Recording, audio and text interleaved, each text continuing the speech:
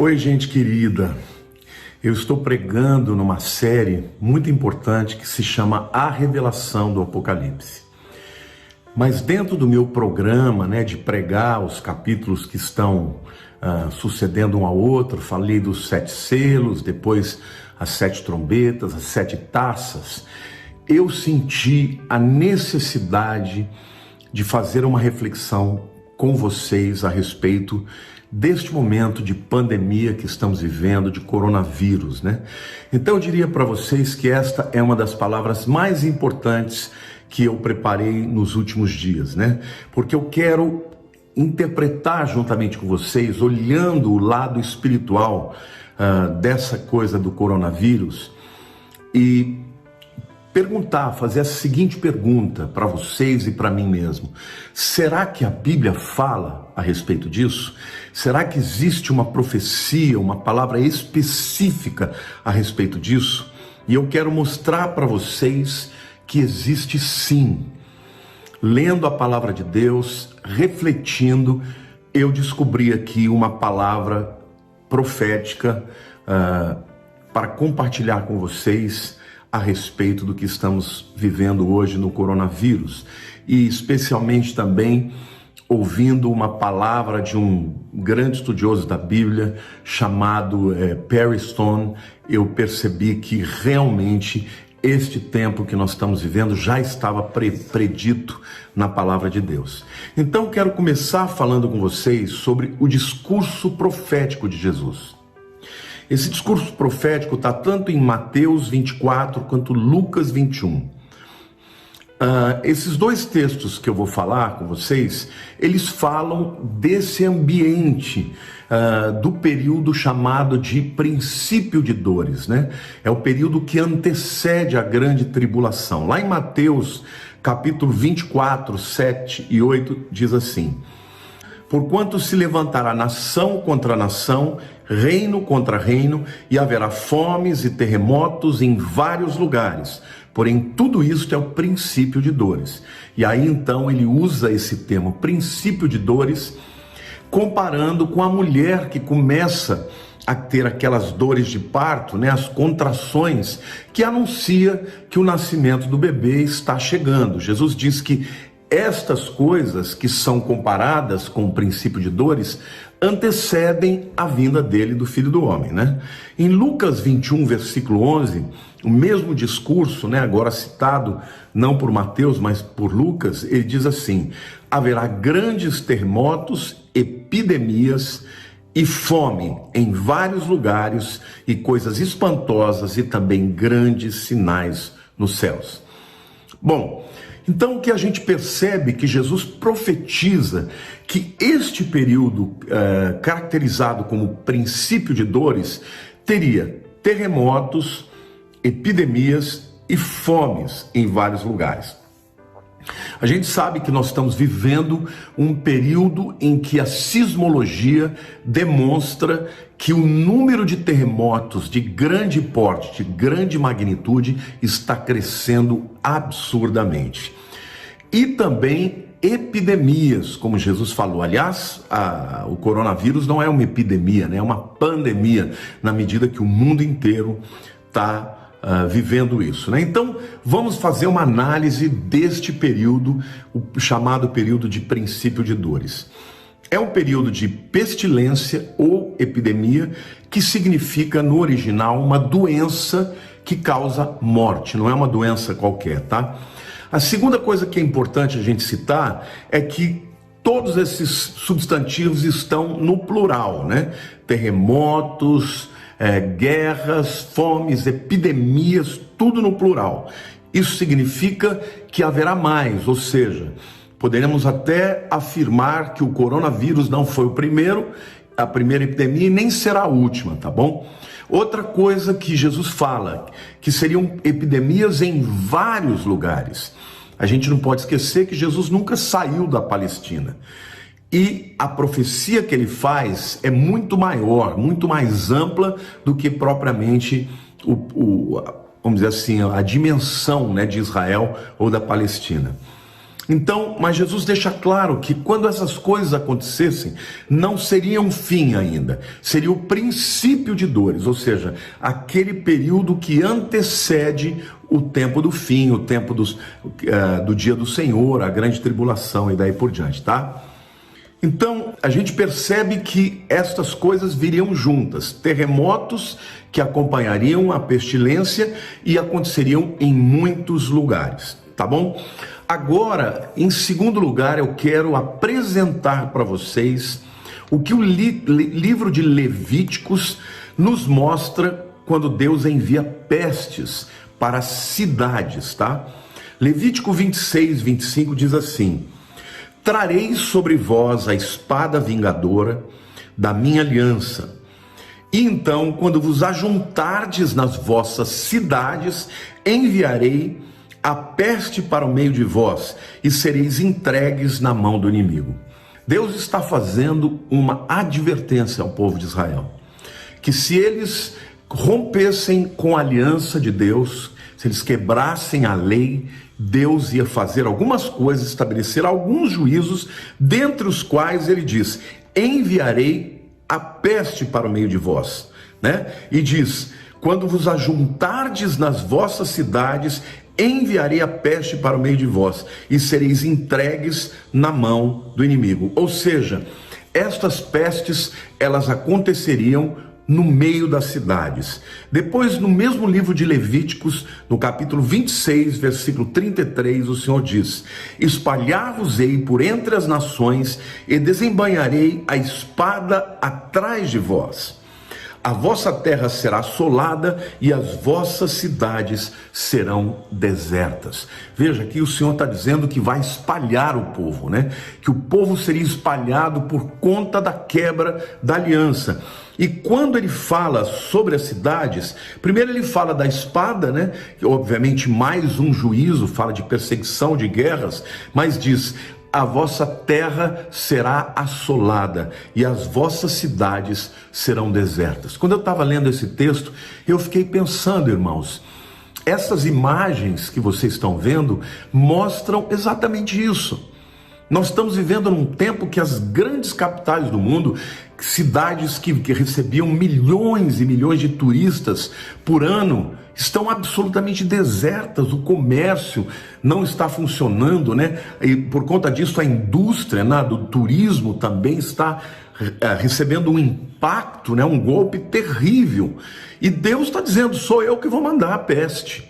Então, algumas pessoas não gostam de ouvir quando a gente fala que Deus está trazendo juízo, né?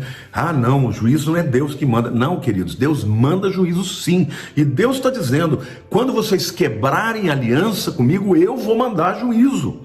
E dentre os juízos que Deus cita, ele está citando guerras, né, desembainhar espadas, ele fala de espalhar os povos entre as nações e fala de uma terra assolada e de cidades desertas. É o que a gente está vendo agora, neste tempo de pandemia do coronavírus, né? Então, a consequência da peste é que pessoas estão sendo espalhadas e cidades estão ficando desertas, né? Muitas vezes, as próprias famílias são separadas, né? Pessoas que viajam não podem voltar para os seus próprios países, por conta dessa dificuldade de locomoção, por conta das quarentenas, por conta, né, desse juízo que Deus está trazendo sobre as nações da terra, inclusive sobre a nação brasileira. Depois nós vamos falar como é que a gente pode reverter este juízo sobre a nossa nação e sobre as nações da terra. O terceiro texto que eu quero ler, ainda de Levíticos, capítulo 26, o versículo 22 diz assim: porque enviarei para o meio de vós as feras do campo, as quais vos desfilharão e acabarão com o vosso gado, e vos reduzirão a poucos, e os vossos caminhos se tornarão desertos. Aqui também é uma profecia de feras. E, obviamente, quando você tem, é importante citar para vocês que existe um princípio de hermenêutica, de interpretação, é que muitas vezes as profecias têm dupla referência. O que significa isso? Ela tem um primeiro cumprimento imediato, tá? Mas ela tem também um cumprimento muito longínquo, muito posterior, que a mesma profecia está falando de dois tempos diferentes e traz, portanto, cumprimentos diferentes. Então aqui eu penso que Deus está falando num primeiro momento para Israel, que por quebrar a aliança teria inclusive a invasão de bestas feras, e essas feras iam atacar o gado, né? Iriam ser predadores contra o gado do povo de Israel, né? Que seriam reduzidos a poucos. E depois diz assim: e os vossos caminhos, a melhor tradução para caminhos é: e as vossas ruas se tornarão desertos. Mais uma vez agora, se nós tomarmos o cumprimento desta profecia para o nosso tempo agora, a gente percebe que Deus está enviando bestas feras, que são animais, e é importante você entender que esta palavra fera é também traduzida por bestas, que também é traduzido nas escrituras por aqueles animais que não são comestíveis, os animais que Deus proíbe de comer, tá? Não são kasher, não são animais limpos ou puros para comer. Então, esta profecia, eu vou depois citar um outro texto de Apocalipse para dizer algo que é absolutamente inédito para os nossos dias. E esta é a razão porque é muito importante esta palavra de ensinamento, esta palavra profética que eu estou trazendo para vocês. Então, Deus está dizendo que as feras que seriam enviadas, elas produziriam morte, e até mesmo os caminhos ficariam desertos, as ruas, as estradas ficariam desertas. É o que está acontecendo também nas grandes cidades, Nova York, Roma, Paris, Milão, São Paulo, Rio de Janeiro. As cidades do Brasil e do mundo estão desertas, e aqui o texto diz: por conta destas bestas feras que seriam enviadas, tá bom? Bom, tudo isso por causa de quê? Por causa do pecado da nação, por causa da quebra da aliança, da desobediência nacional das leis de Deus. E agora, a terceira reflexão que eu quero fazer com vocês diz respeito a isso. A desobediência à lei retira a proteção de Deus. Aí alguém vai dizer assim: mas pastor, a Bíblia diz que o fim da lei é Cristo, a justiça de todo aquele que crê. Jesus já não cumpriu a lei, então a lei não se tornou obsoleta. Queridos, é importante vocês entenderem esse tema de maneira mais profunda. Quando Deus escreveu a lei, quando ele trouxe a lei através de Moisés, a lei, ela não tinha só um aspecto, ela tinha primeiro um aspecto judicial. O que eu quero dizer em relação ao aspecto judicial? Tinha aspectos da lei que diziam respeito ao relacionamento de um Deus santo com os seus filhos pecadores. Ou seja, Deus ele dá uma série de orientações, de sacrifícios animais, sempre animais puros, animais inocentes, que teriam a sua vida tirada, o seu sangue derramado para perdoar os pecados dos filhos pecadores. Então, esses são os aspectos judiciais da lei mosaica, tá? Que envolve os sacrifícios. Estes já foram tornados obsoletos. Por quê? Porque todos eles apontavam para Jesus. E Jesus, então, na cruz, ele cumpre todos os sacrifícios prefigurados na lei mosaica no Velho Testamento. Amém? Então hoje ninguém mais tem que fazer sacrifício de animais. Por quê? Porque na verdade o sangue de animais não era capaz de perdoar pecados. Eles só cobriam pecados. Mas eles apontam para o sacrifício de Jesus. Este sim, como diz Hebreus, de uma vez por todas foi derramado e não há mais necessidade de sacrifícios. Portanto, o aspecto judicial da lei de Deus foi cumprido em Cristo, não tem mais necessidade de que ninguém faça sacrifícios. O segundo aspecto da lei é o aspecto social, relacional. E a lei mosaica também estabeleceu as 7 festas de Israel, quando eram festas de peregrinação, quando o povo se reunia em torno das colheitas para ofertar a Deus, para adorar a Deus, para agradecer pelas bênçãos que Deus dava e assim ter uma colheita abençoada para o ano seguinte.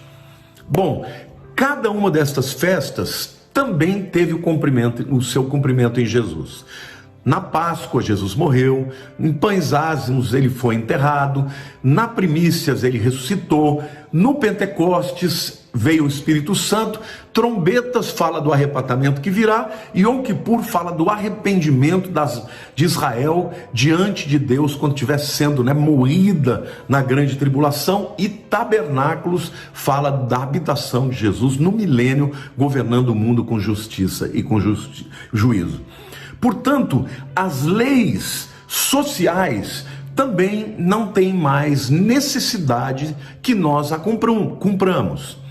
A gente pode celebrar mais para, vamos dizer assim, trazer à tona o que elas representam e falar que todas elas apontam para Jesus. Amém? Até aqui está ótimo, está claro.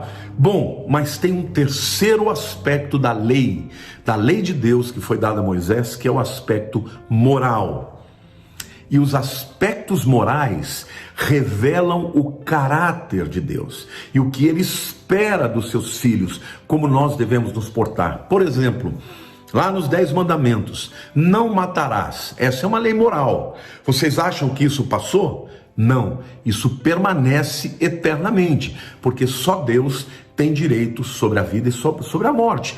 Honrar pai e mãe, isso passou? Não, isso permanece, isso é eterno. Sempre filhos terão que honrar os seus pais. Não cobiçar aquilo que é do outro, passou? Não, isso permanece. Então é muito importante você entender, meu querido, que todos os aspectos morais da lei de Deus, estes permanecem eternamente. Ainda que Jesus os tenha cumprido, eles ainda permanecem porque são base para o governo de Deus, para o reinado de Deus, inclusive nos céus, e aqui na terra também. Então, descumprir as leis morais de Deus traz consequências espirituais e traz consequências para o mundo físico. E a gente tem vivido num mundo, queridos, que está cada vez mais afrontando a visão de Deus, da espiritualidade, da moral, da ética, do direito, da justiça. Amém? O que a gente está vendo no mundo é cada vez pior. As nações não estão simplesmente permitindo que as afrontas, que as quebras da lei moral de Deus sejam estabelecidas. Não é simplesmente deixa levar, Deixa a vida me levar, vida leva eu, como diz o Zeca Pagodinho. Ao contrário, os congressos das nações, os deputados, os senadores estão tornando as abominações lei nos países. Eu me lembro que durante o tempo que eu fui deputado, muitas vezes tentaram aprovar o casamento entre pessoas do mesmo sexo. Nunca conseguiram aprovar. Por quê? Porque tinha muitos conservadores lá que não aprovavam isso. O que o Senado, o que o Supremo Tribunal Brasileiro fez? Foi lá e aprovou a lei, a revelia do Congresso. Então, hoje, o que está acontecendo no mundo inteiro é isso. Tanto o legislativo quanto o judiciário está aprovando leis que afrontam a Deus, que vão contra Deus. Eu poderia citar também a lei do aborto, que é algo abominável para Deus. Você matar uma criança dentro do ventre da sua mãe, sem que ela tenha direito de se defender e de escolher. E aí chamam de pro-choice, ou pró-escolha. Escolha de quem? Escolha da mãe? E a criança que está dentro do ventre? Ela não tem escolha. E nós sabemos hoje que o aborto, a indústria do aborto hoje mata milhões de crianças todos os anos. E isso é abominável para Deus, queridos. O sangue dessas crianças inocentes está caindo sobre as nações que permitiram que isso acontecesse. E não só permitiram, como aprovaram que isso acontecesse.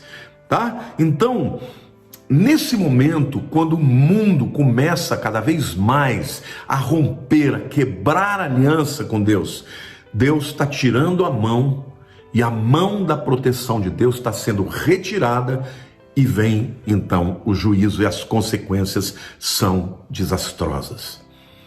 Mas agora eu quero falar sobre a Bíblia e o coronavírus. Será que a Bíblia fala a respeito disso? E eu quero mostrar para vocês, meus queridos, que a Bíblia fala sobre isso.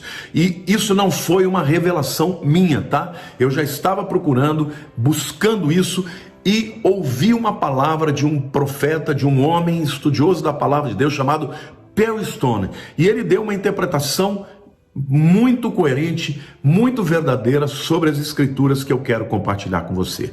Mas antes eu queria começar fazendo aqui uma reflexão sobre o coronavírus. Onde é que ele começou? Começou na China. Todo mundo sabe disso. Como é que esse vírus ele passou a contaminar as pessoas? Bom, a teoria mais aceita entre os estudiosos é que esse vírus, o ground zero, ou seja, o ponto zero, né, da onde começou a se espalhar esse vírus, foi numa cidade chamada Wuhan, e mais especificamente num mercado onde se vendem animais, bestas feras, animais exóticos para serem comidos. Dentre esses animais estão ratos, morcegos, macacos e cobras que são vendidas para comer. Aí alguém vai dizer, poxa vida, como alguém tem coragem de comer esse tipo de coisa? Bom, gente, num país que tem mais de 1 bilhão de pessoas, um país que durante muitos anos viveu a fome, né, da opressão do comunismo, as pessoas tinham que procurar alimento e procuravam em qualquer coisa e passaram a desenvolver esse gosto por comidas exóticas e comer essa carne desses animais horrorosos, né, impuros e nojentos, né? Bom, a verdade é que Deus, nas Escrituras, ele proíbe comer certos animais, né? Eles são animais que são considerados impuros ou não kasher.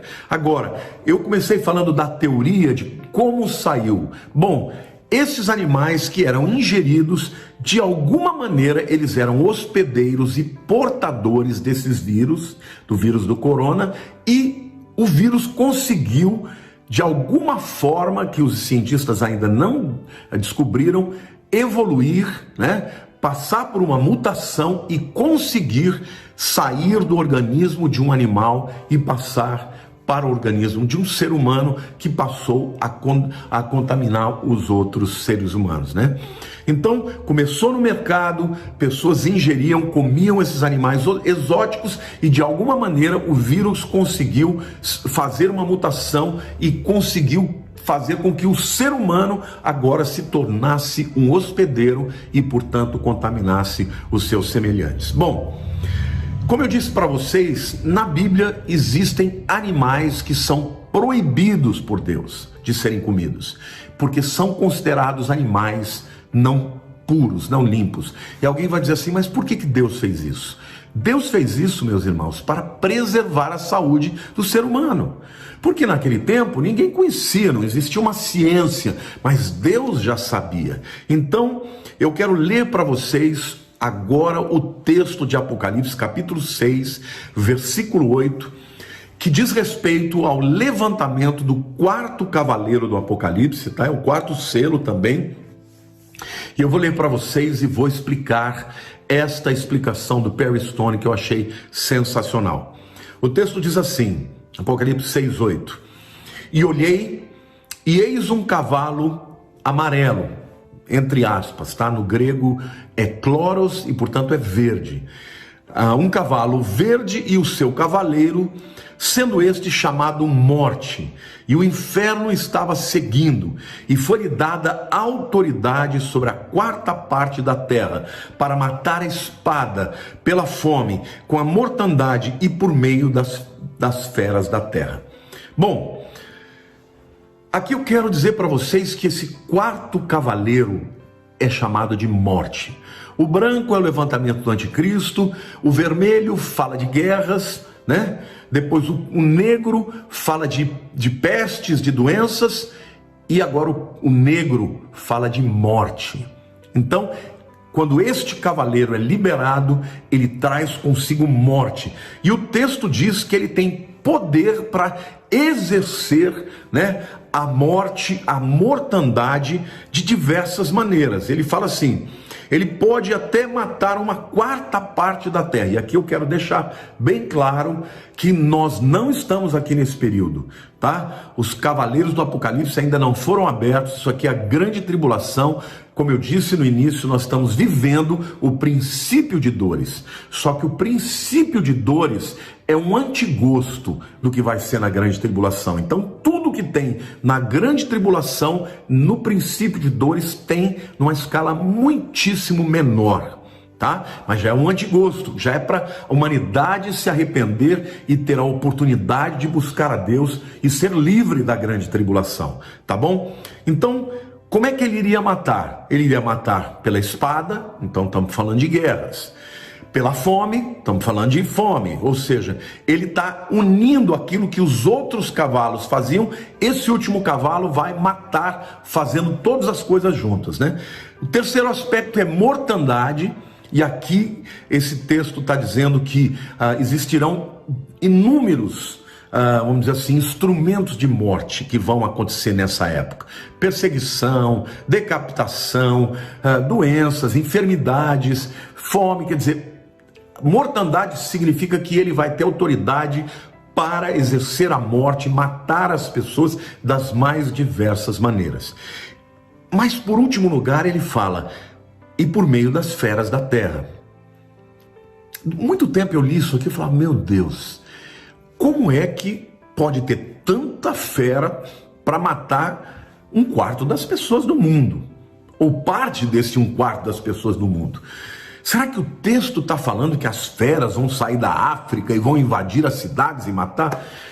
Eu sempre tinha essa interrogação e confesso que eu não tinha uma resposta concreta. Mas ouvindo esta interpretação do Perry Stone, queridos, eu achei sensacional.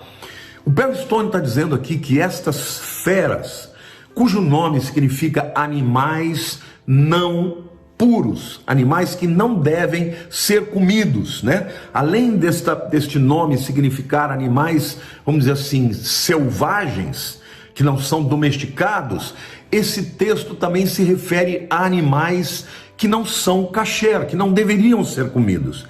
Mas o que o Apocalipse está dizendo, o apóstolo João está dizendo que a morte viria também através deles. E o Perry Stone então diz, bom, se esta palavra significa animais que não são kasher, animais que não são puros para comer, então é muito provável que Apocalipse está dizendo que esses animais vão ser ingeridos, vão ser comidos e, portanto, a morte, eles seriam portadores da morte. Não é que eles iriam matar as pessoas, mas os vírus, as bactérias que eles portariam, iriam matar as pessoas. Então é sensacional, queridos, porque é exatamente o que está acontecendo agora. Não é isso? Então o 4º cavaleiro do Apocalipse, ele vai trazer morte através de guerras, ele vai trazer mortes através de fome, ele vai trazer mortes através de pestes, que vêm através destas feras ou destes animais selvagens que jamais deveriam ser comidos ou ingeridos, tá? Então, aqui eu quero fazer uma reflexão com vocês. Vocês sabiam que as últimas epidemias de gripes ou de influenza no mundo vieram de animais? Por exemplo, quantos de vocês se lembram da gripe suína? O vírus que estava no porco conseguiu fazer uma mutação e passar para os seres humanos e matou muita gente. Quantos de vocês se lembram da gripe aviária, ou da gripe do frango? Da mesma forma, aquele vírus que estava nas aves foi de alguma maneira se mutando, passando por mutações, de maneira que ele passou a ter não mais as aves como hospedeiras, mas o ser humano. E daí por diante o homem começa também a contaminar os seus semelhantes e milhares de pessoas morreram por causa disso. Agora nós estamos vivendo a época do coronavírus, que também está vindo de animais, só que desta vez vindo das bestas feras, vindo dos animais selvagens que não deveriam ser comidos e que foram comidos, e por terem sido comidos, eles transmitiram esse vírus para o ser humano e agora está fazendo este estrago extraordinário. Queridos, eu posso citar também, há muito tempo atrás, a chamada peste negra, também chamada de peste bubônica, que também se originou na China, no início dos anos 1300. E peste bubônica, ela matou muita gente porque eram os ratos que eram os hospedeiros, né, que contaminavam com aquela bactéria horrorosa, né? Por quê? Porque as pulgas picavam os ratos contaminados e as pulgas picavam as pessoas. Saiu da China com navios e pessoas trouxeram essa contaminação para a Europa, e que chegou essa peste entre os anos 1347 e 1350 e dizimou, queridos, milhares e milhares e milhares de pessoas em toda a Europa e na África e em todo o mundo. Bom, as pulgas que picavam, né, os ratos, traziam em si mesmo essa bactéria terrível chamada de Yersinia pestis, né? Poderosa, gente, matou, dizimou milhões de pessoas, talvez. E o ebola? O ebola, gente, é um vírus que é nativo da África, e ele pertence à família dos flovírus, que tem 5 tipos diferentes, subespécies, né? E todas elas mortais, né? E essas espécies, né, de vírus do ebola atingiu de maneira violenta o Sudão, o Zaire, tá? E outros países da África. Queridos, para vocês terem uma ideia, os primeiros casos de ebola aconteceram em 1976. E isso aconteceu simultaneamente, tá?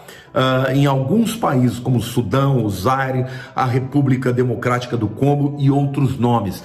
Passou a ser chamado de ebola por conta da aldeia onde isso surgiu. Bom, a febre hemorrágica do ebola era tão poderosa que a mortalidade atingia 90% das pessoas. Ou seja, o camarada era contaminado com ebola, já podia entregar a vida para Deus, porque praticamente todo mundo morria, né? Eram todos.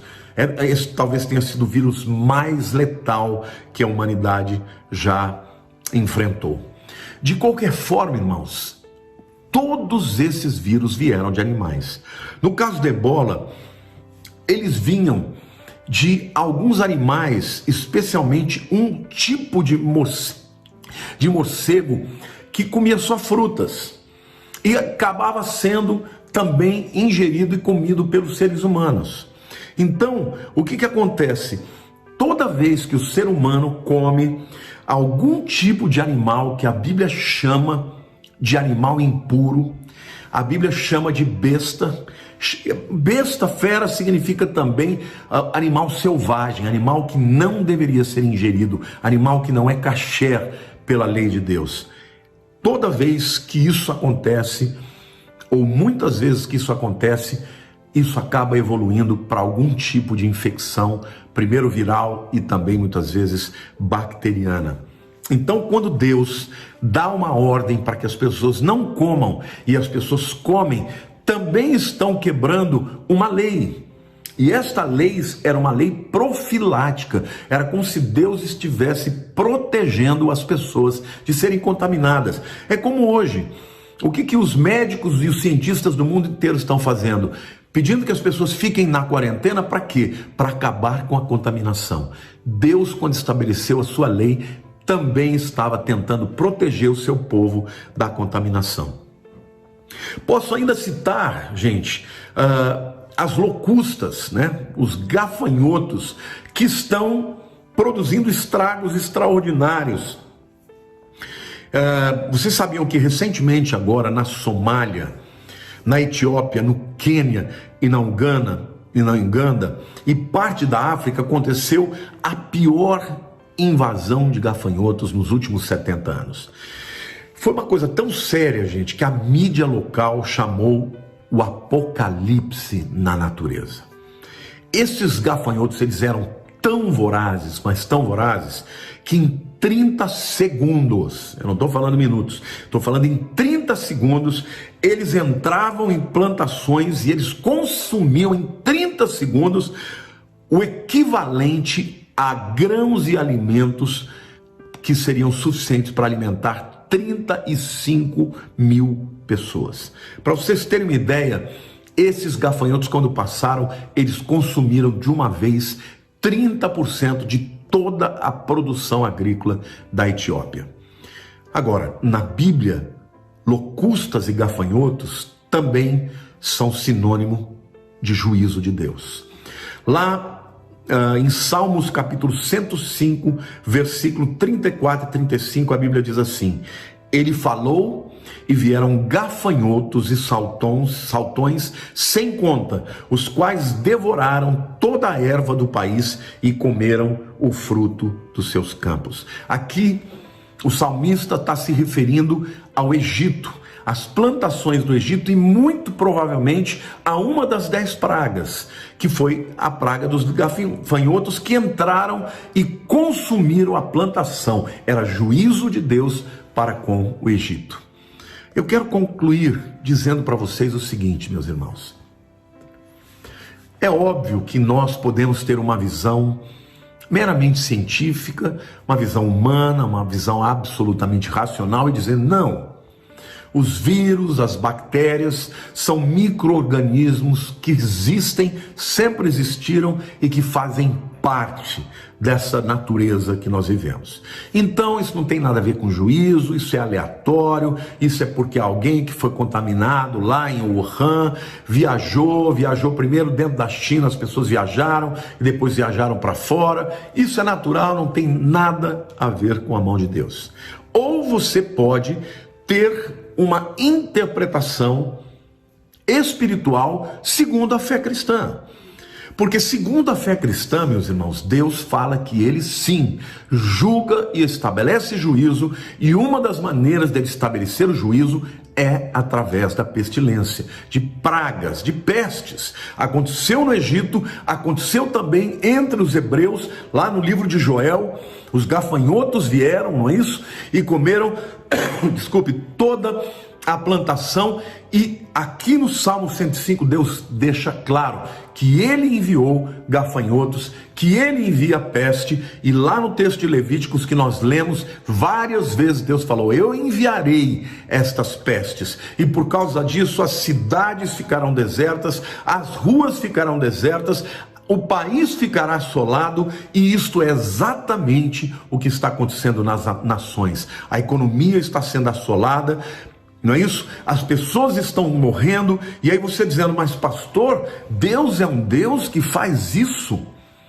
Queridos, Deus é um Deus de misericórdia, Deus não tem prazer na morte do ímpio. Mas, deixa eu perguntar uma coisa para você. E se para Deus trazer as pessoas de volta para o arrependimento, ele precisar usar desse expediente? Porque o que está acontecendo agora é que as pessoas estão buscando a Deus. Eu me lembro que quando aconteceu a queda das Torres Gêmeas em 2001, as igrejas estavam abarrotadas, porque as pessoas estavam com temor. Então, muitas vezes, quando as pessoas têm temor, elas buscam a Deus e pedem a ajuda de Deus, para que Deus as proteja, para que Deus tenha misericórdia com elas. Hoje está acontecendo isso também no mundo inteiro. Pessoas estão orando, pessoas estão buscando a Deus. Agora, até o nosso presidente pediu um dia de oração e de jejum. Por quê? Porque ele entendeu que o momento que nós estamos vivendo, a crise é muito séria. E glória a Deus por ele ter feito isso. Agora, eu creio que Deus está permitindo que isso aconteça no mundo para trazer as pessoas ao arrependimento.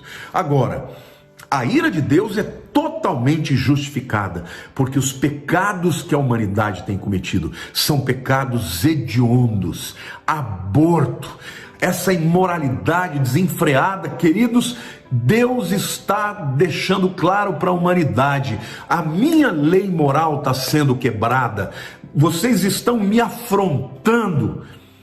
E isto está acontecendo para que as pessoas possam se arrepender e se converter do seu mau caminho.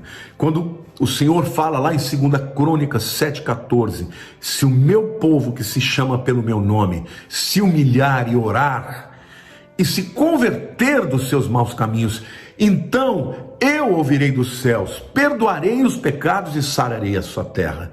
Então estarão abertos os meus ouvidos para a oração que se fizer nesse lugar.